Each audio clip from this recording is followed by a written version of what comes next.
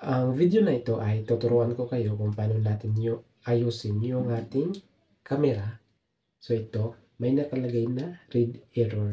So ibig sabihin nun is na unsuccessful yung pagbura natin ng files kaya nagkaroon ng read error. So ito lang yung ating gagawin. Okay, ito yung ating gagawin.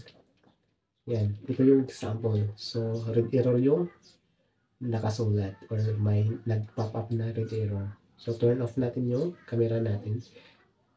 Yan. Turn off natin yung camera. Kasi yung binura nating files is hindi na successful na nabura. Kaya ito yung ating gagawin. I-turn off natin tapos itanggalin natin yung memory card. Yan, tanggalin natin yung memory card para magre-refresh din.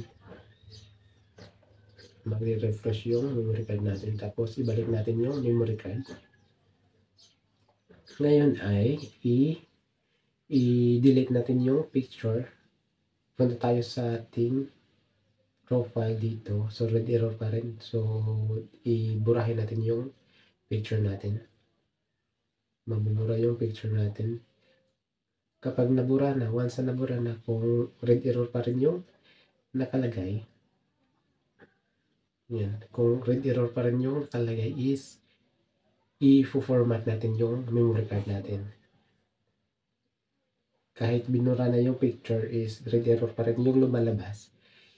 Ang gagawin natin, yung last option natin is i-format natin yung ating memory card. So, na-format ko na. Wala nang nakalagay na red error yan. Okay na siya. Wala nang nakalagay na red error.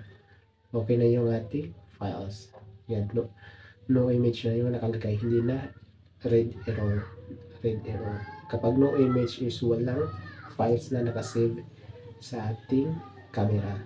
So, ganun lang kasimple kung paano natin ayusin yung ating camera na may sign or nagpop-up na red error dito sa ating camera.